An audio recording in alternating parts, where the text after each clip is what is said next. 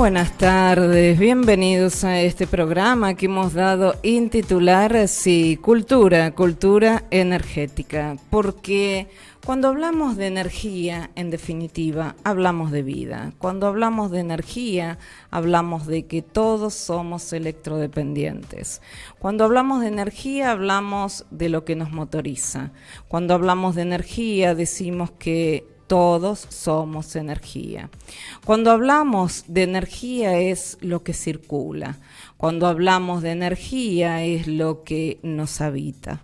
Cuando hablamos de energía es lo que, en definitiva, positiva, negativa y hasta en los polos que nos encontramos en esa energía positiva, negativa, a veces nos potenciamos. La energía, en definitiva, es lo que fluye. La energía, en definitiva, es lo que somos. Y si hablamos de una cultura energética, hablamos de un sistema, hablamos de algo holístico, hablamos de ello que se nos presenta, hablamos de ello que verdaderamente nos constituye, hablamos de ese contenido y de ese continente, un contenido y un continente para encontrarnos, un contenido y un continente para reencontrarnos, un contenido y un continente para ser una cultura y que esa cultura sea cultura energética. Cultura energética. Porque encender los sentidos para ahorrar con vos es nuestro objetivo. Me encantó para ahorrar con vos. Y si vos no querés sintonizarlo, podés hacer en FM 94.9, allí en el dial, en la 94.9. Y a partir de FM 94.9, en nuestro dial, ahí tenés la potencia. Y esa potencia es capital, zona norte, zona sur. Y así verdaderamente ampliamos esa cobertura para estar en definitiva con vos, para ser un poco entre nosotros. Pero si por algún motivo no nos podés sintonizar a través del dial, lo que podés hacer es ingresar a www.fmradiocristal.com.ar www.fmradiocristal.com.ar, que nos escuchan a nivel nacional como internacional, y allí nos pueden ver, allí nos pueden escuchar, allí pueden ingresar al portal de noticias y allí podés tener las redes propias. Y cuando hablamos de las redes propias, te digo que en Instagram tenés FM Radio Cristal 94.9, FM Radio Cristal 94.9, en Twitter FM-Radio Cristal, FM-Radio Cristal, en Facebook Radio Cristal, y después tenés la gran posibilidad de YouTube, y en YouTube nos podés ver y escuchar cuando querés. En la plataforma vas a poder navegar y vas a estar, y va a formar parte de YouTube. Pero si no, ingresás directamente a YouTube. Colocás en la lupita Radio Cristal 94.9 y allí obviamente que vamos a estar presentes en definitiva para vos. FM Radio Cristal 94.9, esta es la fusión del año, esta es la fusión en la cual nos zambullimos, y esta es la fusión en la cual también te voy a decir que dial, plataforma y también descargar nuestra app, porque podés descargar la aplicación de Radio Cristal y lo que tenés que hacer es ingresar a Play Store, si no lo haces de la plataforma. Y si ingresás a Play Store, lo que podés bajar es esta aplicación, FM Radio Cristal. Y con un solo cliqueo ingresamos en tu vida y vos ya ingresaste en la nuestra. Cultura energética. Enciende la tarde de Radio Cristal. Radio Cristal 94.9. Y si encendemos la tarde, vamos a encender también el Servicio Meteorológico Nacional. Y si hablamos del Servicio Meteorológico Nacional, ya te voy a decir lo que nos depara. A ver, está algo nublado, pero lo que nos depara para el día de mañana tiene que ver con lluvias. Las lluvias iban a ser intensas en lo que tenía que ver con la tarde-noche. Ahora eso ha cambiado. Las lluvias pasan a ser intensas a la mañana de mañana. Por consiguiente, vamos a estar atentos al respecto. La temperatura ahora, 27 grados 7. La sensación térmica, 30 grados 3. La humedad del 71%, está alta. La presión de 1011.6 hectopascales, el viento noreste a 11 kilómetros por hora y la visibilidad es de 10 kilómetros. Vamos con mañana, como te dije, lluvias durante todo el día, mayor intensidad todavía durante la mañana, tarde y después de a poquito va a empezar a minorar para la noche recién, ¿sí? Pero hay un 40, un 70% de probabilidades y de intensidad importante. El día domingo, esto va a generar que el resto de los días miren las temperaturas fantásticas, porque una mínima de 17 y una máxima de 26. El lunes una mínima de 16, una máxima de 26, porque rota el viento, va a rotar a sur.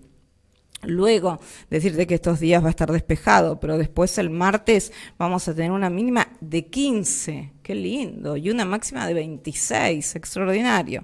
El miércoles una mínima de 20, una máxima de 28, y el jueves una mínima de 21 y una máxima de 29. Lo más importante, micrófono en mano, es que no se esperan lluvias.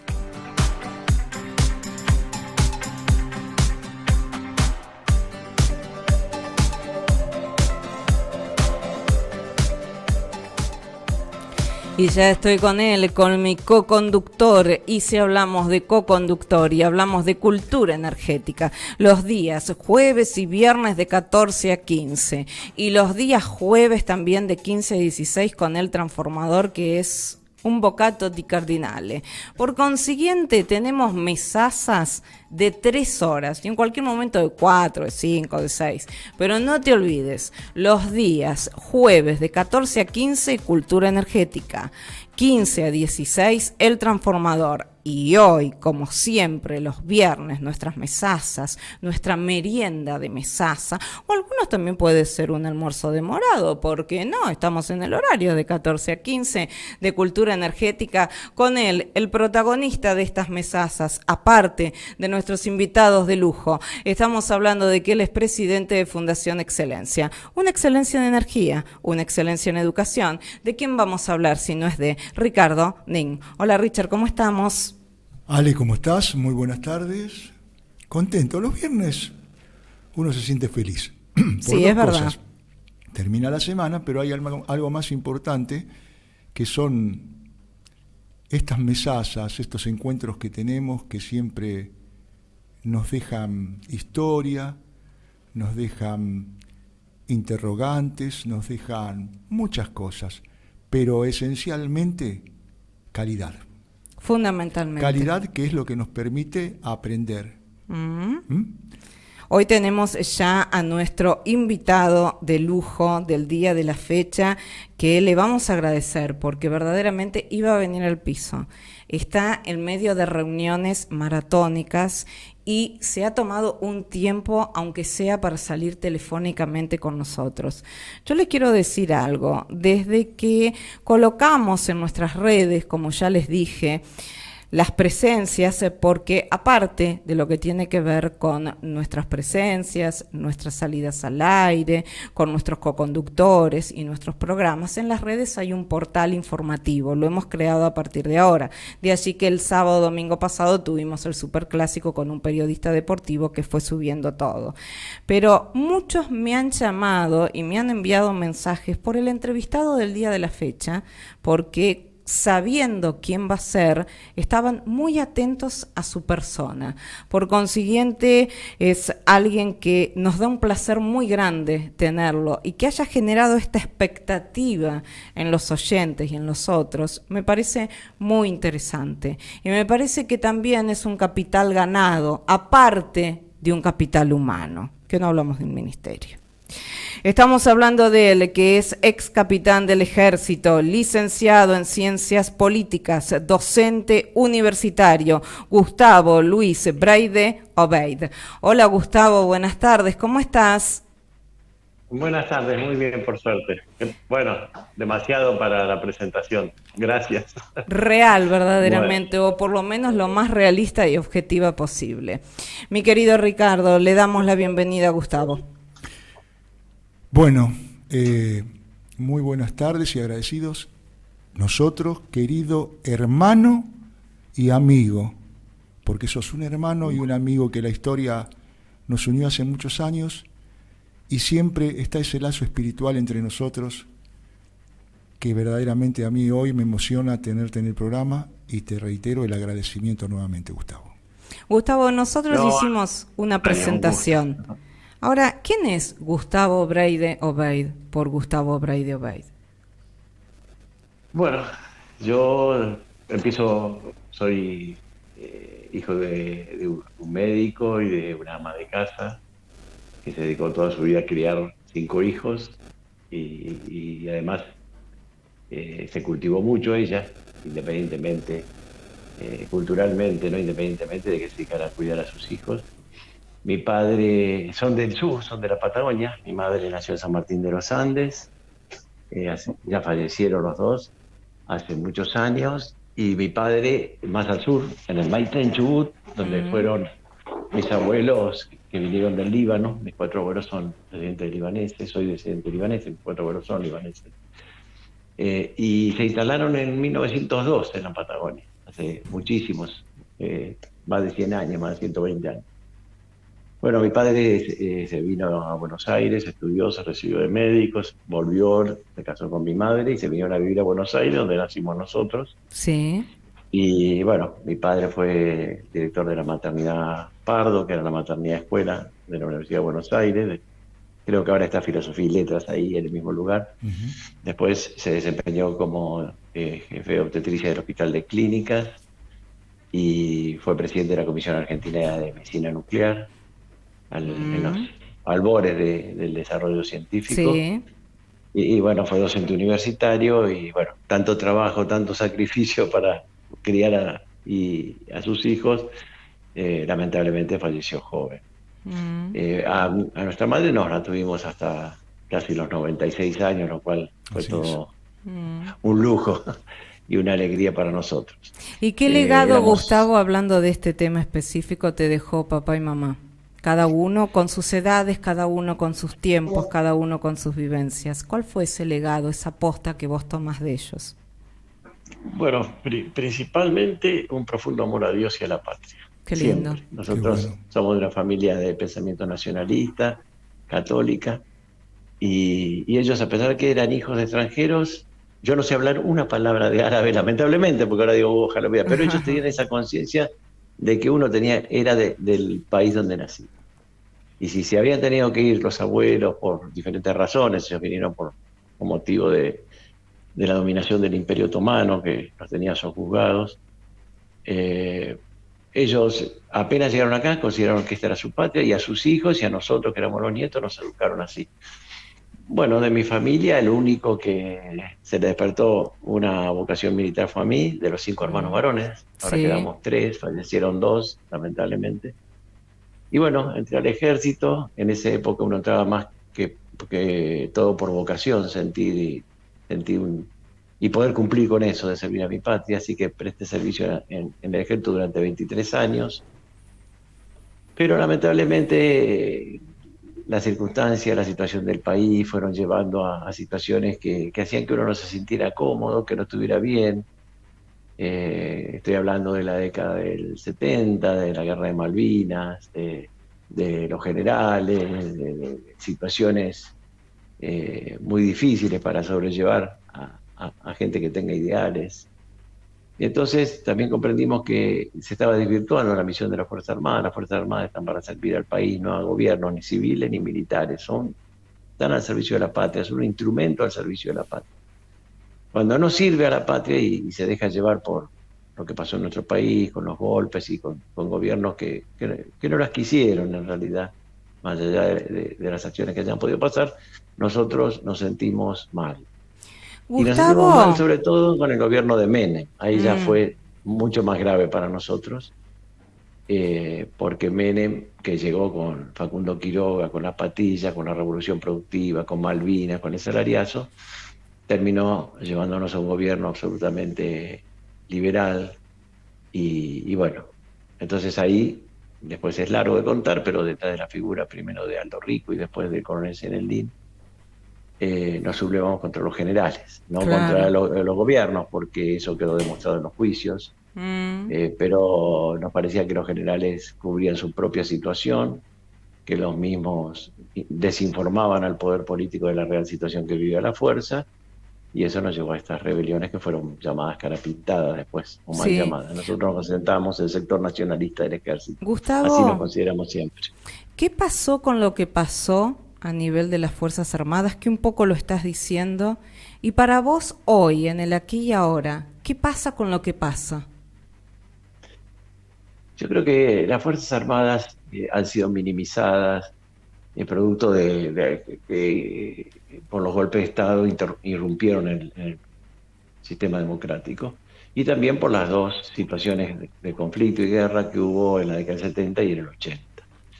Eso las descalificó mucho frente a la sociedad, pero también los sectores políticos consideraron que había que castigarlas. No importaba si esto había pasado hace 50 o 70 o 60 años, entonces hicieron una política que en el fondo era escupir para arriba, porque las naciones necesitan sus Fuerzas Armadas. Por Muchos preguntan, supuesto. ¿para qué queremos las Fuerzas Armadas?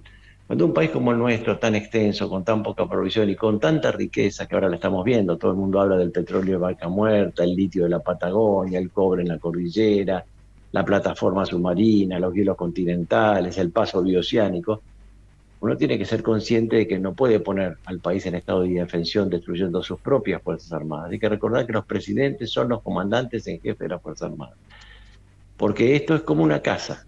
Si yo no pongo rejas, si yo dejo la puerta abierta, si yo no cuido un poco, es la casa que eligen para sacarles los bienes que tiene adentro, que es cuando aparece el ladrón. Así es. Cuando uno pone una buena puerta, pone rejas y se protege, entonces el que viene a robar lo que hay adentro lo duda, no le resulta tan fácil. Es verdad. Nosotros le abrimos todas nuestras puertas, dijimos que éramos uno de los países más ricos del mundo y casi un poco más decimos vengan y llévense lo que quieran. Y bueno, eso es un poco lo que pasa. Ay, Así que lamentablemente el otro día yo veía, porque la población tiene un sentimiento diferente, el otro día un muchacho de Corrientes me mandó una filmación de un tren, dice, del año 1970 y pico, no venía un tren a Montecaseros para hacer maniobras, y venía un tren con camiones, y él estaba contento por el solo hecho de verlo, de ver eso y de ver su ejército. Yo lo miré un poco más detalladamente y me produjo una tremenda angustia. ¿Por qué? Porque los camiones eran de la Segunda Guerra Mundial, lo mismo que Claro. tuve yo cuando tenía 20 años o 15 años. Los camiones reos, los cañones están en desuso, casi no tiran, no hay munición. Entonces, bueno, eso que él sintió era ese sentimiento general que tiene una población hacia su Fuerza Armada. Por así eso, es. cuando se hace un desfile, cuando hay un acto, a la gente le gusta ir y mostrarle a sus hijos. En eso los extranjeros siempre nos demuestran, nos hacen demostraciones. Pierden una guerra, pero se mandan 20, 50 películas como que combatieron bien. Nosotros hacemos al revés. Y eso nos pasó con Malvinas.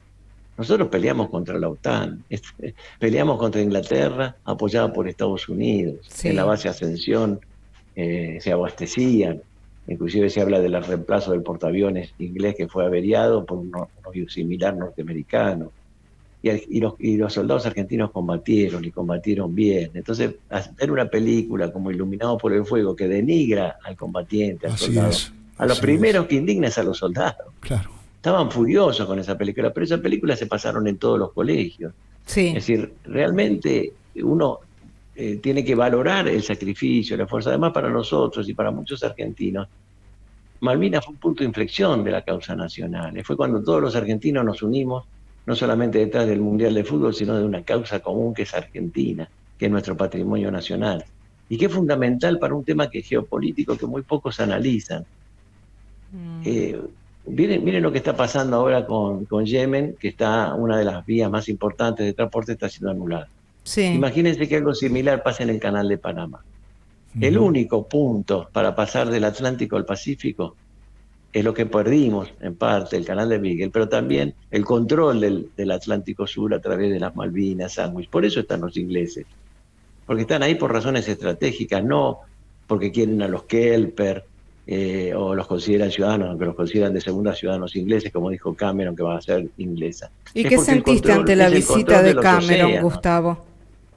¿Cómo? ¿Qué sentiste ante la visita de Cameron y de tantos? Y una indignación, porque no es solamente la visita, porque tienen tropas ahí, bueno, puede ser que tenga que ir a visitarla, sino por lo que dijo Cameron. Y Claro. Cameron ratificó lo que dicen siempre, que no van a entregar las Malvinas, que las Malvinas son inglesas, a pesar de que Naciones Unidas Bueno, pero ellos usan las Naciones Unidas, no, las Naciones Unidas no están al servicio de todos los países del mundo. Gustavo, ¿y qué Pero ha me hecho produjo una indignación Cancillería muy por grande. nuestras Malvinas? ¿Cómo? Disculpa, no escuché la ¿Qué ha pregunta. hecho Cancillería por nuestras Malvinas? Nada, y ahora lo que dice es que van a mantener la soberanía porque no la pueden modificar, porque está en la Constitución, por lo menos mientras no modifiquen la Constitución, pero que van a usar caminos diferentes a los que se han usado hasta ahora, como la guerra o mantenerse alejados. Es decir, van a hacer un acercamiento indudablemente por razones económicas. No lo van a hacer por convencimiento ni siquiera, que estaría mal hacerlo por convencimiento, pero no. Siempre detrás de estas cosas hay razones económicas profundas que mueven intereses que van mucho más allá de lo que nosotros mismos sabemos o Así pensamos. es. Bueno. ¿Cuál crees que es el plan, Gustavo, para desmantelar las Fuerzas Armadas? Porque indiscutiblemente hay algo por lo cual se ha desmantelado unas fuerzas que son tan importantes y que hacen a la soberanía nacional. ¿Ese quizás es el plan? ¿Terminar con nuestra soberanía nacional? ¿Dónde está nuestra soberanía? Yo escuché una declaración que me preocupó muchísimo, que las hizo Mazot, Sí, el diputado Sí, Mazot, sí. que dijo que Argentina no necesitaba fuerzas armadas porque ante cualquier inconveniente podía recurrir a fuerzas internacionales. Eso es gravísimo. Entonces, si esa es la finalidad, no lo escuché retractarse. Realmente eso es un tema muy delicado, muy grave, que raya un poco el tema Sí, pero famoso nadie le pidió de tampoco la la frase retractación y debieron habérselo pedido. En eso no lo sí, toman, no lo porque tienen en cuenta. no, porque ese es un tema muy delicado. Nosotros no podemos permitir la intervención de fuerzas internacionales en nuestro territorio. Gustavo, El día que reinventamos eso, desaparece nuestra nación, a como ver, nación. yo quiero aprovechar también este tiempo, excelente lo que vamos escuchando, las preguntas que te hizo mi compañera Alejandra, pero vamos a hacer un poquito de historia, porque la historia de alguna manera va a clarificar que muchas cosas que se dijeron de esos hombres que estuvieron en prisión, de esos hombres que se sublevaron no contra el gobierno, sino contra el generalato, en Semana Santa y después en todas las sublevaciones hasta diciembre, lo hacían por la causa nacional. Y vos fuiste un testigo clave en todo esto para poder clarificarnos por qué Semana Santa, qué pasó en Semana Santa. Recuerdo yo simplemente algo, que cuando el doctor Alfonsín, el presidente de la Nación, en aquel momento salió al balcón de la Casa Rosada, dijo: aquí hay héroes de Malvinas. Y por lo que yo sé, quien le expresó eso al presidente de la Nación de aquel momento fue Gustavo Bredio Beit. Me gustaría que explicaras un poquito esto y le dieras digamos, una clarificación en todo lo que fue pasando hasta diciembre, que fue la última movida, ¿no es cierto?, que se hizo con respecto al movimiento Cara Pintada y a la protesta del por qué se hacía. Y además, que clarificases también un poquito qué pasó en el comando en jefe del ejército y qué sucedió del otro lado de los infiltrados que hicieron toda una maniobra para querer demostrar que el fuego había salido de ahí y después quedó demostrado que no fue así. Hagamos un poco de historia viva. Vamos, Gustavo. Así es, dale, Gustavo. Bueno, los levantamientos fueron un poco diferentes. El primero, los que condujo Aldo Rico, al cual seguimos muchos de nosotros, era un levantamiento fundamentalmente basado en que los generales ocultaban la verdad de la situación de la fuerza a los gobiernos, al gobierno. Es decir, le decían que estaba todo bien, que no había ningún problema, y eso no era así. Tanto no era así que cuando quisieron reprimir en un momento no pudieron reprimir porque la fuerza no lo seguía, porque eso que nosotros por ahí produjo nuestra sublevación no, no nos acompañarían muchos del ejército, pero seguramente no nos iban a reprimir porque ellos decían, compartimos los objetivos, no los procedimientos, no la forma en que lo hicieron, que eso fue cuestionado. En el levantamiento de Semana Santa, que encabezó Aldo Rico y que lo acompañamos un montón de oficiales y judiciales, terminó justamente ese domingo de Semana Santa, donde el doctor Alfonsín decide concurrir a Campo de Mayo. La situación era incierta porque nosotros no sabíamos qué era lo que los generales le estaban diciendo al doctor Alfonsín. Es decir, nosotros sabíamos lo que nosotros íbamos a hacer, porque lo había ordenado Rico, pero no sabíamos lo que iba a hacer el doctor Alfonsín, lo que iba a hacer y lo que iban a hacer los generales. Bueno, los generales lo que decidieron ese día fue seguir mintiendo. Entonces le dijeron al presidente que Aldo Rico lo iba a matar en ese momento y demás, lo que era absolutamente falso, porque lo que había ordenado el Tenedor Rico es que cuando llegara el presidente de la nación se le se le presenten las tropas, él se le iba a presentar. Bueno, ¿qué provocó eso? Que el doctor Alfonsín, en lugar de descender en la escuela de infantería donde estábamos nosotros, lo llevan al comando de institutos militares. Bueno, eso provoca que nosotros no pudimos, y como simultáneamente el actual diputado Moró le llamó a los comités de defensa de la democracia y los mandó contra Campo de Mayo, a pesar de que el doctor Alfonsín había dicho que se quedaran en la plaza, nosotros tuvimos una situación muy tensa en el mismo momento que Alfonsín llegaba al comando de institutos militares, que queda a unos 2 kilómetros de la escuela de infantería. Conclusión, tuvieron que mandar un helicóptero para poder ir a verlo al doctor Alfonsín porque no podíamos salir. Bueno, en ese helicóptero se trasladó el teniente Bel Rico, el teniente Bel Venturino, el teniente Bel Martínez Subiría y bueno, yo los acompañé también. En esas circunstancias entraron el teniente Bel Rico y el teniente Bel Venturino para hablar con el doctor Alfonsín y al rato de estar hablando salen y bueno, yo le pregunto al teniente Bel Rico a qué se había llegado, que había hablado y me dijo, no, la situación está estancada, yo voy a... Bueno, entonces yo le dije, bueno, ¿y qué esperamos entonces? Me dijo, tengo media hora para responder si le pongo la actitud. Entonces, bueno, yo le dije, mire, yo voy a quiero hablar con el presidente, me dijo, haz lo que quieras.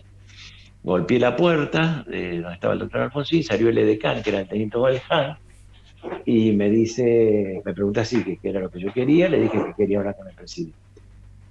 Cerró la puerta y al ratito se abrió y me recibió el doctor Alfonsín. Estuve reunido con él unos 20 minutos, donde lo que intenté explicarle, primero que no era un golpe de Estado, porque no lo era, y así se quedó demostrado después.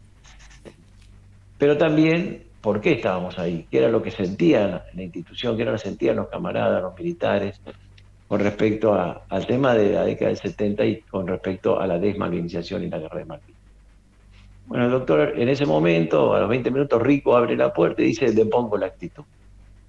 El doctor Alfonsín me agarra del brazo y me dice, las cosas van a cambiar. Bueno, ahí se termina, por supuesto, la reunión, que la habíamos tenido los dos solos. Estaba el brigadier Panzardi, jefe de la Casa Militar, pero a unos 7, 8 metros en rincón, pero no sentado en la mesa con el doctor Alfonsín.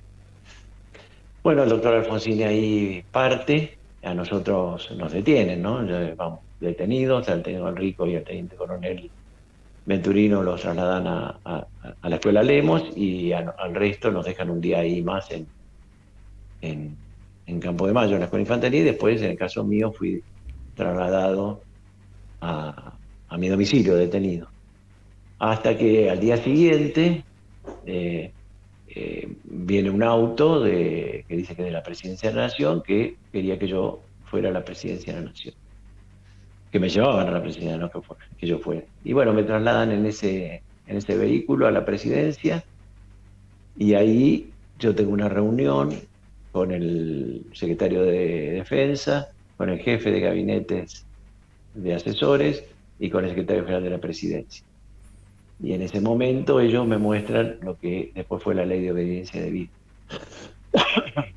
Bueno, nosotros en el grupo nuestro, en particular el sector que encabezaba Rico y también el mismo pensamiento con el Senelli, que no estaba porque estaba en Panamá, no estaba de acuerdo con la solución de la obediencia de vida, porque la obediencia de vida es reconocer que si a uno le dan una orden inmoral la tiene que cumplir igual. Sí. Y nosotros sabemos que no es así.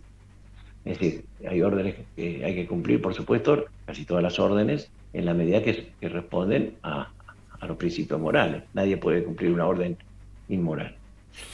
Pero yo lo planteé, le dije, miren, en ese momento también se lo estaba por juzgar a los guerrilleros, no a nosotros solos. Y yo planteé, digo, bueno, pero ¿por qué no dan un corte definitivo a este tema? ¿Por qué no buscan una solución para que el país pueda salir adelante y no sigamos siempre con esto? Y ahí me dieron una contestación que me llamó la atención, me dijeron que era imposible, porque fundamentalmente porque ellos habían perdido el control de, de, eh, de Franja Morada, que habían constituido la coordinadora y que Franja Morada tenía nuevos jefes y que Franja Morada, que era la juventud, no iba a aceptar una amnistía o una solución definitiva. Bueno, entonces insistieron sobre eso y en ese momento yo tenía que contestar sobre esa ley, sobre ese documento que tenían en el papel. Bueno, les dije que lo que yo pensaba, que si no había otra, pero que también había que levantar el nivel, porque el Ejército y las Fuerzas Armadas son instituciones verticales. Claro. Y cumplen órdenes. Si la orden había surgido primero del presidente de la Nación, después del comandante y jefe del Ejército, en la década del 70, en el 75, donde el gobierno constitucional de Isabel Martínez de Perón, y que el doctor Luder había ordenado. Por lo tanto, si hay responsables, los responsables, al perder la legalidad con el golpe del 76, era la Junta Militar y era el comandante. Que los estaban juzgando, además. Y me dijeron que sí. Tacharon teniente coronel, que decía la ley de obediencia de vida, y pusieron general de brigada, que es un cargo ya táctico en el comando de brigada. Y quedaron los comandantes de cuerpo y la Junta, los miembros de la Junta Militar. Que eran Gustavo, en retrospectiva, porque uno puede, ante determinadas situaciones, pasados los años y pasado el tiempo, ponerse a mirar desde afuera, que no es lo mismo que cuando está adentro, ¿no? Las cosas siempre son distintas. Y en esta retrospectiva en la cual mirás con una perspectiva, ¿qué opinión te dejó la labor de Aldo Rico y del presidente en su momento, Alfonsín? Bueno, el presidente Alfonsín, vamos a empezar por el presidente. El presidente Alfonsín me pareció que fue muy valiente en concurrir, más que los interesados en que no concurra permanentemente trataban de asustarlo con respecto a reunirse, porque no querían que se produzca una reunión. Es decir, les molestaba que esto terminara por una demostración de que había perdido la autoridad, que era lo que había pasado, ¿no? Realmente. Y así que el doctor Alfonsín tuvo una actitud digna, muy digna y muy valiente, porque había que venir al Campo de Mayo, más con todo lo que decían los medios. Con respecto a Antonio Rico, él lo sintetizó en una oración que después trascendió bastante, que él dijo: esto fue un acto de amor al camarada. Ninguno de los que estamos acá vamos a ser juzgados ni por lesa humanidad ni por mal. Pero lo que estaba pasando en el ejército excede nuestros propios deseos, nuestra propia forma de pensar. Por lo tanto, asumió las responsabilidades por lo que había sucedido y hasta ahí yo lo acompañé siempre. Lo acompañé hasta que llegó el coronel Senelín, que ahí se produjo un cambio, tanto en él como en mí, en cuanto a que para mí el jefe era el coronel Senelín, ¿no? Y ahí ya tenía también otro tipo de connotación. No digo política, porque el 3 de diciembre del 90, cuando estaba Menem, tampoco intentó voltear al gobierno. Claro. Pero sí con respecto a la preocupación que ya no era tanto la personal o de las integrantes de la fuerza por lo que se estaba viviendo, sino que ya era por el país mismo. Porque el doctor Menem, hay que recordar, antes de que se produjese la sublevación, había firmado los Acuerdos de Madrid. Así es. Los Acuerdos de Madrid eran lisa y llanamente la rendición incondicional que no habían conseguido los ingleses en Malvinas, pero sí la consiguieron 10 años después, a partir del 89, 90, lo dice muy bien el doctor Julio González en sus libros. Ujú. Y ahí Argentina sí ya entra en una caída libre con respecto a sus Fuerzas Armadas, a la destrucción de las Fuerzas Armadas.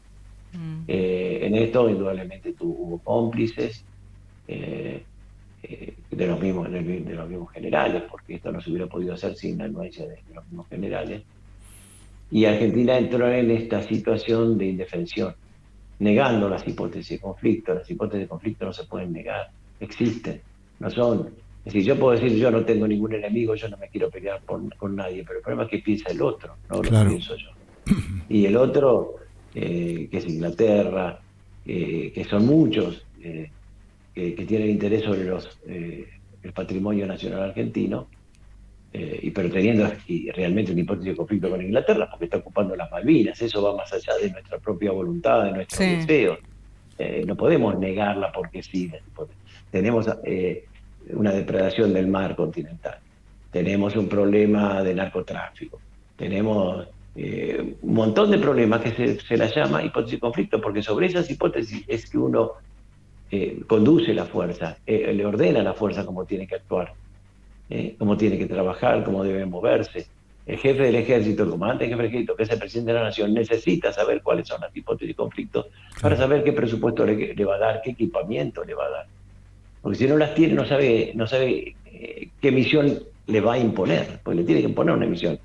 En lugar de eso nos metieron en misiones de paz. Nos mandaron con Naciones Unidas a diferentes países. Y eso, bueno, le habrá servido a algunos para poder ir y cobrar viáticos y estar mejor y mantener un pie de instrucción, porque indudablemente cuando uno viaja al extranjero recibe alguna capacitación o medios materiales para no pasar un papelón. Si va un batallón a Chipre o a Haití o a Angola, lo ponen al mismo nivel que tiene la OTAN. Pero no es nuestra misión. Nuestra misión no es participar en este tipo de fuerzas. Eso es desvirtuar. Pero si además sacaron todas las hipótesis, entonces llega la pregunta que se hizo Mazot: ¿para qué queremos las Fuerzas Armadas? Para eso podemos contar con las fuerzas internacionales. Y bueno, eso es ¿Y lo que cuál está es pasando. nuestra misión para vos, Gustavo? La misión, ¿en qué sentido decimos? De las Fuerzas Armadas. ¿Cuál es su misión? La misión de las Fuerzas Armadas está al servicio del pueblo argentino, al servicio de un proyecto nacional. Lo he dicho siempre, yo tuve oportunidad de actuar políticamente en la década en el 97 hasta el 2014, y cuando yo fui candidato en el 2003 y en el 2007 a presidente, saliera o no saliera, yo tenía que presentar mi declaración de principios, mi base de acción política, y los objetivos que uno perseguía con el partido, y ahí figuraba la misión de las Fuerzas Armadas: estar al servicio de un proyecto nacional, de un proyecto que defienda el interés nacional, la soberanía, fundamentalmente. Esa es la misión de las Fuerzas Armadas. Gustavo, Es una misión de las fronteras para afuera en general, ¿no? bien. ¿Qué simbolizó para vos la última sublevación, la sublevación de diciembre? ¿Y qué simbolizó para vos el movimiento que se creó en Minain y todos los acontecimientos que vinieron después? Porque creo que diciembre fue clave, fue la última oportunidad de escuchar, para mí, la salvación de las Fuerzas Armadas, en el sentido que le estamos dando aquí, cuál es su misión. Y además me voy a atrever a decir que también la sublevación de diciembre estaba marcando, viene la entrega de la patria, se desmantela la Argentina, se rematan las empresas nacionales, la ciencia y tecnología, la defensa. Todo eso creo que estaba simbolizado por algunas aclaraciones que se fueron haciendo antes de la sublevación y después. ¿Qué nos podés decir de todo esto? ¿Y qué nos podés decir del coronel Mohamed Ali Zeynelin? Bueno, yo tuve a los dos, como dije antes, con el Zeynelin y el teniente Barrico. Los dos grandes soldados. Dos grandes soldados. Siempre muy respetados. Por eso pudieron hacer lo que hicieron, porque eran muy respetados por la fuerza. Si no, era imposible. Pero eran diferentes. El coronel Zeledín no era un político. Así es. El coronel Zeledín era un soldado, con una gran visión de lo que el país necesitaba. Muy respetado internacionalmente, muy respetado. Por lo que había hecho en Panamá, que claro, a Estados Unidos le costó muy caro lo que le hizo en Panamá, Claro. porque producto de lo que el coronel hizo en Panamá, Estados Unidos, que quería sacarlo a Noriega a través de un pequeño movimiento político, se vio obligado, con el costo político que significó, a intervenir militarmente en Panamá. Tenemos la triste foto del presidente Endara, el economista, el presidente de un banco, Así es. sentado en una tribuna, rodeado de marines para poder asumir. Eso mostraba lo que les había costado que pudiera llegar el cambio que ellos querían hacer en Panamá. ¿Por qué pasó eso en parte? Bueno, un poco por supuesto por la decisión de Noriega, basada en dos aspectos fundamentales. Uno, nacionalizar el canal de Panamá. Y la segunda era retirar los fondos que tenía Panamá en el extranjero, fundamentalmente en Estados Unidos, para Panamá. Así es. Eso provocó indudablemente su caída. Pero, ¿qué pasó? El otro factor, había estado con el Zeledín.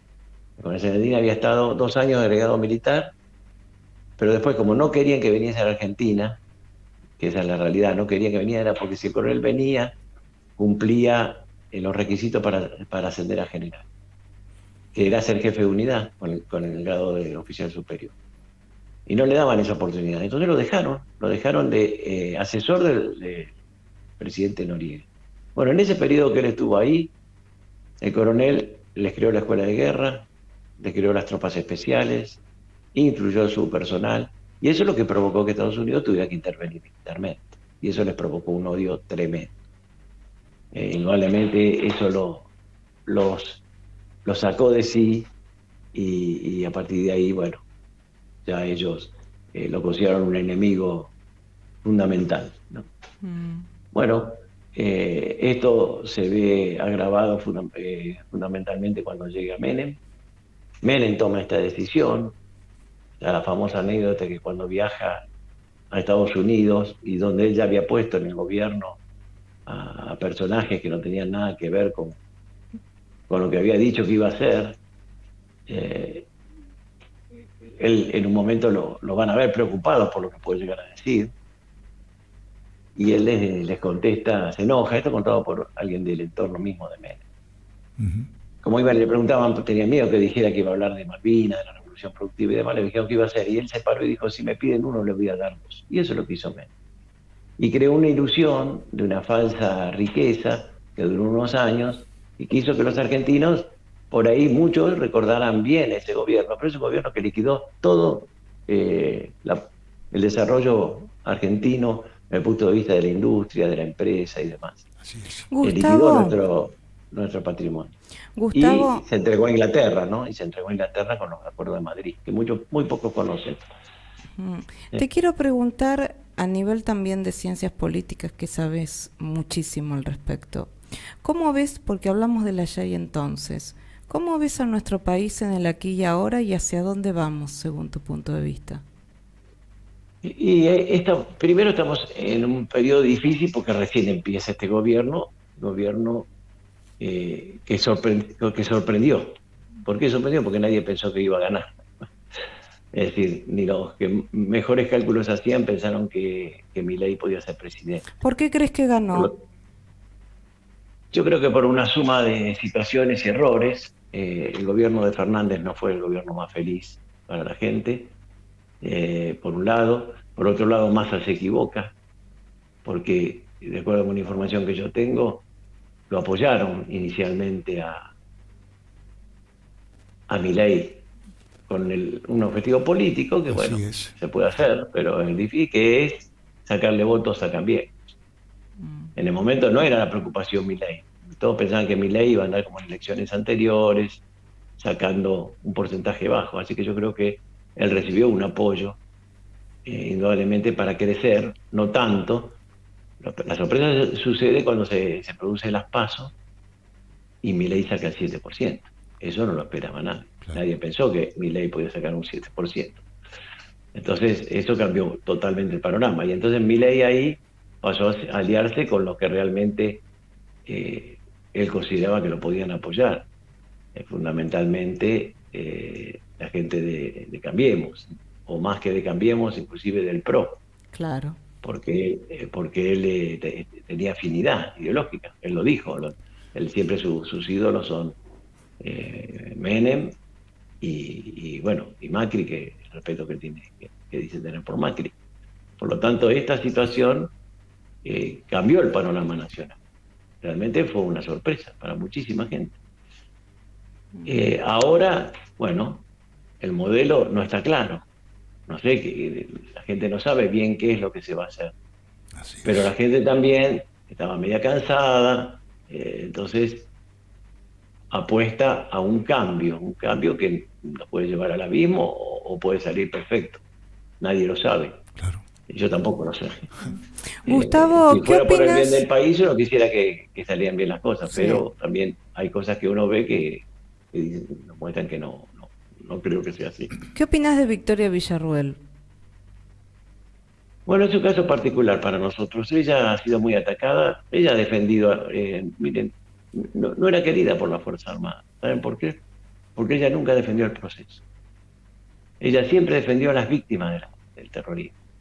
Y decía que era injusto, lo cual comparto, que se dé resarcimiento a, a gente que combatió, guerrilleros, y no se hiciera resarcimiento a los que en gobierno democrático, porque ella siempre se refirió al gobierno democrático, gobierno de Isabel Martínez Perón, gobierno constitucional, operativo de Independencia, Tucumán y otros lugares del país, inclusive soldados, y siempre usaba el ejemplo del soldado Luna, que habían sido asesinados en esa época durante el gobierno constitucional y que no los habían tenido nunca en cuenta, nunca los habían reconocido, nunca le habían... y así es como murió la hermana del soldado Luna, reclamando todavía, a tantos años, un resarcimiento para su hermano, que por supuesto había fallecido ahí, y un reconocimiento. Bueno, eso no sucedió, y eso indudablemente a ella la tuvo como protagonista principal. ¿Qué pienso? Y hasta ahora yo la veo como defendiendo, no sé cómo va a seguir a lo mejor en algunos temas con Milei, porque sé que muchos temas no piensan igual, Así es. no piensan igual. Ahora, ¿qué puede pasar? No lo sé. Realmente, la Argentina está en un momento que es muy difícil adivinar lo que puede pasar. Gustavo, Sí. a ver, no cabe ninguna duda que hemos hablado de Victoria Villarruel, te ha preguntado acá mi compañera, pero quiero reivindicar también a esas mujeres como la mujer del mayor mercado y otras tres principalmente que durante todo este tiempo lucharon por la verdad, defendiendo a las Fuerzas Armadas y a sus familias que estaban en prisión. ¿Qué opinión tenés de eso? ¿Qué me podés decir de ellas? Bien, se nos fue el programa. Con esto finalizamos, Gustavo, la entrevista y te agradecemos profundamente. Sí. Hacemos el cierre contigo, Gustavo. Bueno, muchas gracias. Mira, yo creo que el tema de la guerra contra la subversión no se puede mirar a tantos años de distancia. Hay situaciones que son inaceptables, nosotros no las aceptamos, como la figura del desaparecido y demás. El mismo coronel Sanguinis decía que eso era una barbaridad y en última instancia un acto de cobardía. Y te dicen, no, pero la presión internacional, no hay presión internacional cuando uno tiene que hacer cosas. Pero también tenemos que reconocer de que acá había un gobierno constitucional, el gobierno constitucional era de General Perón, ¿no? Y que cuando el general volvió, siguieron actuando. Es decir, no es que se cortó porque peleaban para el regreso del general Perón que estaba proscrito. Pelearon por otros intereses porque cuando no les gustó lo que el general Perón quería hacer o decir, entonces ya estaban en contra de eso. Es una realidad. Indudablemente las consecuencias las pagaron todos los argentinos, porque el país en la década esa se tiñó en un baño de sangre muy, muy grave, que muchos lo recuerdan. Entonces, mirar los hechos históricos a la luz de intereses como lo de Berbinsky, por ejemplo, que no representa el sentimiento de muchísima gente. Así es. Porque además era parte, le guste o no Berbinsky, él fue el segundo jefe de inteligencia de Montoneros, y muchos montoneros que yo he tenido oportunidad de hablar, inclusive él dice que él lo traicionó Rodolfo Bosch, que era su jefe. Así que un personaje raro, que se mueve por las embajadas, pero que impone condiciones muy fuertes a veces a los gobiernos, y bueno, eso no le hizo bien a ningún gobierno.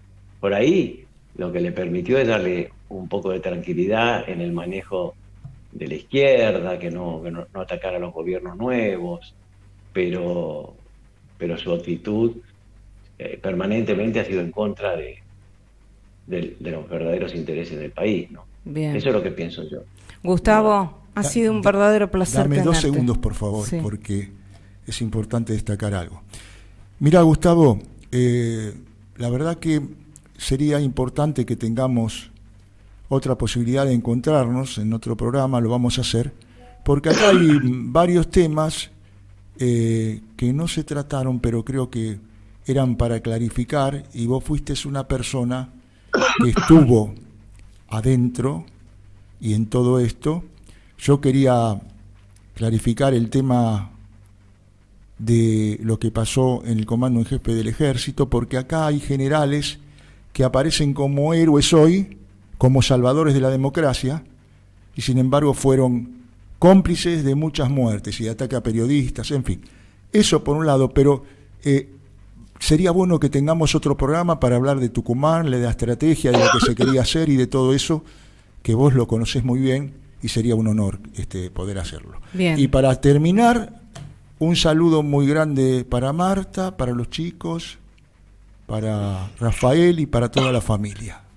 Gracias. Bueno, muchísimas gracias, muchas gracias también a tu coequiper que me trató tan bien. No, No, por por favor, favor. Gustavo, ha sido un verdadero Bueno. placer tenerte. Es bárbaro poder decir que viene otro capítulo contigo. A lo mejor también te tenemos en el piso para darte la bienvenida aquí y para estar presente. Ha sido un lujazo verdaderamente, y hacer historia y que esa historia sea viva con quienes fueron los protagonistas es parte, me parece, de la soberanía de nuestro país. Un cariño muy Bueno. grande, maestro. Gracias por todo. No, al contrario. Muchas gracias y un saludo a la audiencia. Chao, Un abrazo, Gustavo. Gustavo. Chao. Y estuvimos con el ex capitán del Ejército, licenciado en Ciencias Políticas, docente universitario, Gustavo Luis Breide Obeid. Y ahora sí, nos despedimos hasta el próximo jueves y viernes de 14 a 15 haciendo Cultura Energética, y el jueves también de 15 a 16 haciendo El Transformador. ¿Es así, Richard?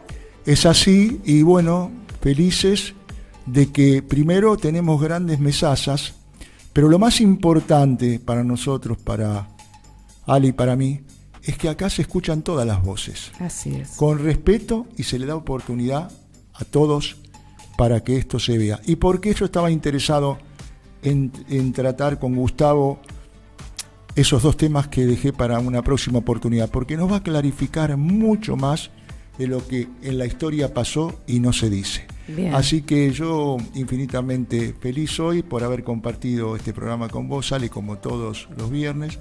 Y sigamos en esto, en el respeto, en escuchar las distintas opiniones, que es lo que engrandece una sociedad. Bien, ¿Mm? Infinitamente agradecida yo, Ricardo. Y nos encontramos entonces la semana que viene con el presidente de Fundación Excelencia, una excelencia en energía, en educación. Yo he sido Alejandra Piaggi en la coordinación del aire. Los dejamos con una horita de música y después vuelvo. Chao, gracias, los amamos.